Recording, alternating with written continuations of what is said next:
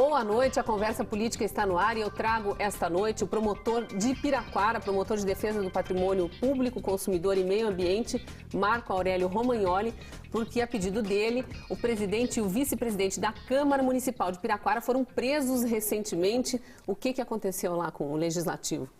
Nós temos um caso em Piraquara do Legislativo de apropriação de verbas de pagamentos de funcionários, né?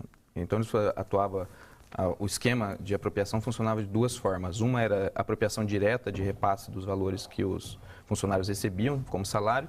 E outra forma, uma forma que é até inédita, que a gente não tinha investigado ainda, constatado isso ainda, que era a realização de empréstimos no nome dos funcionários. Esse valor integral dos empréstimos eram pagos, entregues para os vereadores e eram descontados, então, durante o tempo que esse funcionário comissionado permanecia na Câmara, esse valor dos empréstimos eram descontados dos seus pagamentos. Pelo que você está falando, é um esquema parecido com o que a gente viu, que continua sendo investigado, já está em fase de julgamento, saindo aí os primeiros condenados, na Assembleia Legislativa do Paraná. É muito similar ao que acontece na Assembleia Legislativa. Quer dizer, o legislador na Assembleia, o deputado lá na Câmara de Piraquara, o vereador, ele contrata um funcionário, mas não para que essa pessoa trabalhe para a cidade, para a Câmara, mas para apropriar o salário dessa pessoa. Apropriar o salário dessa pessoa. Então, é o famoso fantasma, né? O famoso fantasma. E alguns mesmo que quando trabalham, exercem alguma função na Câmara, os valores dos cargos comissionados são entre 4 e 5 mil reais. E, na verdade, essa pessoa ficava somente com um salário mínimo, no máximo 2 salários mínimos, e o restante era repassado para o vereador. Que a pessoa também tem uma responsabilidade, né? Esse funcionário que aceita participar de um esquema desse também tem uma responsabilidade perante Sim, os funcionários são coautores também de todas as práticas, porque eles concordam em repassar esses valores em troca do cargo, daí de permanecer 4 anos ganhando esse salário. A diferença que nós notamos é que no início para assumir esse cargo, o vereador já condicionava a ele realizar um empréstimo consignado em folha. Então, na verdade, um salário que era... Quer dizer, teve um braço diferente um pouco na Assembleia Legislativa, até onde a gente saiba, não tem... Teve uma inovação aí nesse artifício, porque a pessoa, na verdade, era contratada, você vai ganhar 4 mil reais, mas você vai fazer um empréstimo consignado de 70 mil durante 4 anos, então, e 2 mil por mês vão ser descontados desse empréstimo. E os 70 mil eram do vereador.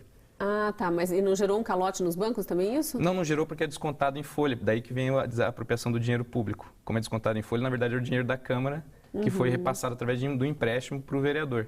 Como ele vem descontado na folha do funcionário, na prática o funcionário ficava com 2 mil reais. E os outros 2 mil eram descontados, pago pela Câmara.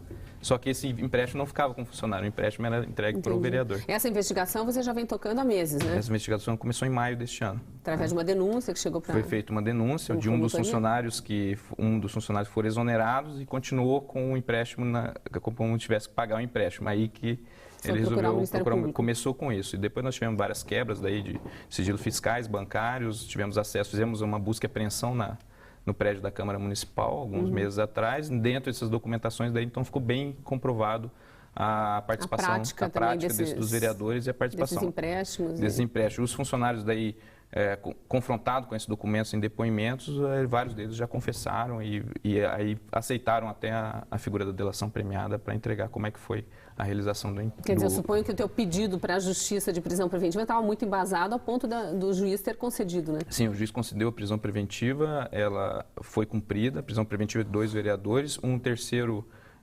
terceiro vereador foi afastado e uma funcionária também que era a diretora da Câmara também foi afastada das funções. São 10 vereadores lá, né? São 10 vereadores. Então, presidente e vice estão fora, mais um afastado. Tem algum outro envolvido já confirmado? Não, ainda em fase de investigação, neste específico não. Tem mais um que já foi confirmado, que já existe uma ação civil da EMIA, que também o afastou das funções, mas este é para especificamente o funcionário fantasma clássico, vamos dizer assim, né? É aquele funcionário que foi contratado no cargo comissionado, mas nunca exerceu função na Câmara. Ele exercia, na verdade, uma função de cabo eleitoral no escritório do vereador. Por isso que diz que é uma mini Assembleia, porque a diferença da Assembleia... Isso era praxe na Assembleia, né? A gente, ela mandava para o interior, né? Agora. Ele mandava para o interior um funcionário comissionado que fazia a campanha dele, nomeava alguém na cidade interior. Aqui eles nomeavam alguém no bairro. Então o bairro abria um escritório, entre aspas, de um vereador ali e aquele funcionário ficava ali atendendo, fazendo assistencialismo, encaminhando para E que vereadores são esses que estão presos? São o Wellington, acho que o Wellington e o Valmir Maciel, vulgo Nanico. E eles têm histórico de política lá ou eram recentes? Não, tem... Eu estou perguntando isso porque às vezes entra uma pessoa para a política talvez até bem intencionada, acaba adotando uma prática que já era de praxe ali. Não sei se esse é o caso, ou se são caciques antigos ali da política. São antigos. Eles entram em volta a diversos... São várias legislaturas. Podia estar vindo acontecendo há muito tempo. Provavelmente já vinha acontecendo há bastante tempo. Né? A gente não tem ainda, não estendeu o prazo para outras legislaturas ainda, porque realmente é um volume de documentos e investigação muito grande. Então, de qualquer forma, a legislatura atual está terminando. Então, pelo menos de 4 anos para cá, vinha acontecendo. Isso com certeza. Isso já está comprovado que nessa última legislatura aconteceu desde o início. E o volume desviado, tem ideia? O volume desviado chega próximo daí de 600 a 700 mil reais da Câmara aí. Que parece pouco comparado com os valores que a gente viu na Assembleia Legislativa, 200 milhões, a própria Câmara de Curitiba teve 35 milhões aí que está sob júdice a questão da publicidade, mas para uma cidade como Piraquara é uma cidade muito carente, uma que tem um índice de DH muito baixo e um rendimento muito pouco, por ser uma área muito que não tem indústria, por causa de ser área muito manancial, muita proteção ambiental, ela depende basicamente de repasses do governo federal e estadual. E o orçamento inteiro da Câmara mensal é de 1 milhão e 100. Se pensar nisso, é mais da metade do orçamento anual da Câmara que foi desviado. Foi desviado para os Isso estava indo para a conta particular deles? É enriquecimento ilícito ou é para caixa 2 de campanha? Não, a gente já constatou, por enquanto, as duas coisas. Né? Menos a campanha foi utilizada alguma coisa, mas mais mesmo é para os gastos pessoais. Né? Compra de imóveis, carros, pagamento de contas pessoais dele, de esposa, de parentes, isso daí já está bem configurado, né? Já foi repassado. Não houve assim, uma movimentação específica por conta, existem alguns que movimentaram por conta, mas a maioria deles foi tudo em dinheiro, entregue, sacado na boca do caixa, entregue para o vereador. E os beneficiários são basicamente os vereadores e não os funcionários. Os funcionários são o meio para que eles consigam esse dinheiro. É o meio. A troca com o funcionário é aquilo, pega uma pessoa que raramente ganharia mais do que um salário mínimo e oferece R$2 mil para ele. A gente teve aqui na Assembleia os casos de funcionários que depois confessaram, primeiro no Ministério Público, depois na Justiça, que aceitaram entrar no esquema em troca de um plano de saúde. Basicamente... Então, cediam todo o salário para o deputado, para fazer caixa 2, para enriquecer, enfim, mas em troca de um plano de saúde. Porque são pessoas quando você vê, são pessoas muito simples. Né? Várias delas são até pessoas analfabetas. Eles têm ligação de sangue? São parentes dos vereadores? Não são parentes dos vereadores. Tem alguns que são parentes dos vereadores, mas são poucos. A maioria não. A maioria é aquela pessoa que trabalhou lá no bairro, na campanha. Doméstico, o jardineiro, Isso, foi o cabo eleitoral dele lá no bairro, ali prestou algum serviço para ele durante a campanha e em troca ele nomeou ele para o cargo. Como a pessoa trabalhava às vezes por diária, né? Chega e oferece um cargo de R$1.000, R$1.200, a pessoa vai. Só que, na verdade, o cargo comissionado é de R$5 mil. Você já conseguiu ouvir essas pessoas também, os funcionários? Os funcionários foram ouvidos no GAECO aqui de Curitiba. Porque deve haver casos, como a Assembleia Legislativa, estou comparando o tempo todo porque foi um caso recente também aqui no Paraná, em que o funcionário não foi de má fé, ele não entendeu muito bem que aquilo ia ser um desvio, nem muito bem o volume que aquilo podia chegar. Alguns deles, inclusive, se mostraram muito indignados assim, por aquilo, porque eles não entenderam realmente direito o que estava acontecendo, porque para ele estava trabalhando. Então, por exemplo, você tem um porteiro ali, a pessoa que atende, uma telefonista, a faxineira, ela está ganhando o salário mínimo ali do estadual. Ela sabe que não ganhou muito. Ela está ganhando o salário mínimo estadual, ela trabalhou efetivamente. Então, por que vocês estão me acusando? Mas, de qualquer forma, a denúncia existe e tem que ser apresentada à justiça. Tem que ser apresentada à justiça. As pessoas são aquelas que o juiz, obviamente, vai considerar de outra forma. Daí tem várias figuras, juiz, até perdões judiciais. Como é que funciona a delação premiada? Explica um pouquinho para a gente, que eu sei que a gente ouve falar muito disso. É uma redução de pena ou a pessoa consegue se livrar totalmente da acusação em função de ter denunciado todo o esquema? Depende do grau de efeito da denúncia. Ela vai desde a redução da pena, né, que pode chegar até a metade da pena, de um terço até a metade da pena, ou até a exclusão da ação penal, né, dependendo do grau e do efeito que essa confissão e delação dos outros participantes atingir no processo. Então, se for uma delação de algo, por exemplo, que você já sabe, nós já descobrimos tudo. A pessoa vem agora, eu quero confissar. Agora não tem mais confissão, não adianta nada. Agora, isso que eu estou pensando aqui, porque é uma figura jurídica interessante para o judiciário e para a sociedade, por mais que pareça, mas o cara cometeu o crime, agora não vai pagar só porque confessou?